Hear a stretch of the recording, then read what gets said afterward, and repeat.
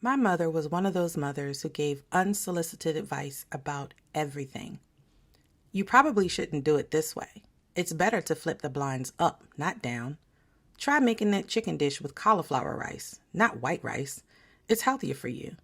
Nicole, you need to leave the house 5 hours early to get to the airport, not 2 hours early. That's too late. I'm just saying. And when I got a little bit of independence, just a little bit, I would hear things like, call me when you get there and let me know what you're bringing us back home for dinner. I'll be waiting. As a daughter, I didn't always understand her rationale or why her advice was always needed. Was it just a mother thing or was it her personality? It wasn't until my other friends reported the same drama that I realized that this was definitely a case of mom has nothing else better to do than to bother you syndrome. And boy, she was always in my business and had zero remorse for her repeated offenses. As a daughter, I had a different perspective. Was all of that needed? Do I really need to know that I can't wear white after Labor Day? Or that 4, not 2, Downy dryer sheets are essential to add to every load I put in the dryer? And do I even need to eat carrots? I gotta wear glasses anyways. What's the use? But now, things have changed. As a new mom, let me restate, a new dog mom, and yes, that still counts, I now understand. Even though he has 4 legs, there's so much that goes into responsibility and simply being on top of things. And that goes without saying, whether your child has 2 legs or 4. They still have to eat, they still need to be potty trained, and they still need to be taught their manners. I know that being a dog mom doesn't really count, but flow with me for a second. I learned that something changes in your brain once the word mom becomes part of your job description.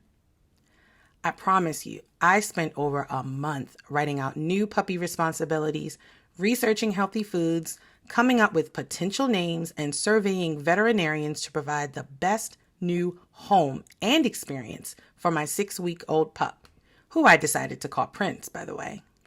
And after 4 years, he's still attached to my hip and spoiled 100% rotten. So I learned a thing or two about being a mom. So let's consider this practice for my little human tribe one day. And even though I don't give my little 4-legged son unsolicited advice like my mom did, I definitely semi-force him to do the things he doesn't want to do. For his good though, right? At least I think. And even when it's drizzling outside, he's going outside to potty, with or without his consent. Of course, with a cute jacket though. And if by chance he's on strike against his dog food and wants Chick-fil-A nuggets, let's just say I find a way to make him eat. It's for his good, right? I can't let my son go all day without eating. Being a dog mom, I realize that I have to protect him. I must be 10 steps ahead and have him do the things that he doesn't really want to do, just like a good mom to an actual human that she birthed should. The Word of God says in Isaiah 49:15, can a mother forget her nursing child? Can she feel no love for the child she has borne? It's innate within a mother to love and care for the child she gave birth to. And sometimes the child doesn't understand because they've yet to experience the transition, not only physically, but spiritually, that takes place.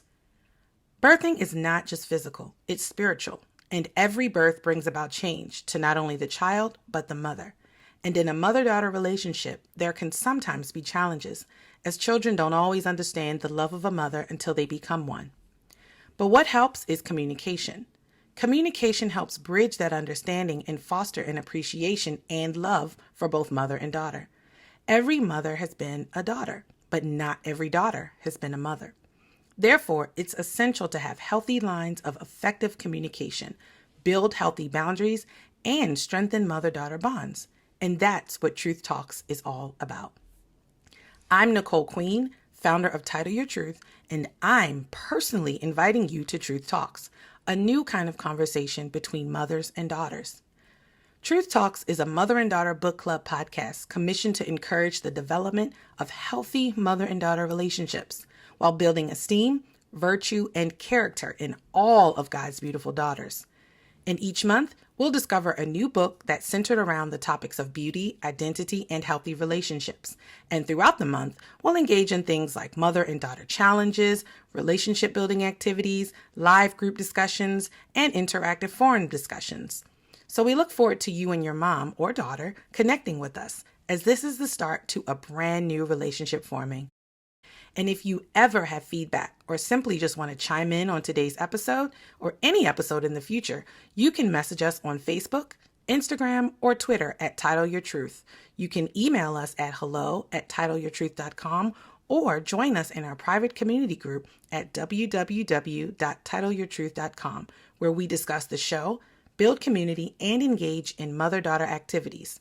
So feel free to connect with us. We'd love to hear from you. And be sure to follow us on your favorite podcast app and subscribe to our YouTube channel so that you don't miss our next episode. And as always, remember the words of 1 John 3:18. Let us not love in word or talk, but in deed and in truth. So join us again next time as we talk, walk, and embrace God's truth about who we are as mothers and daughters.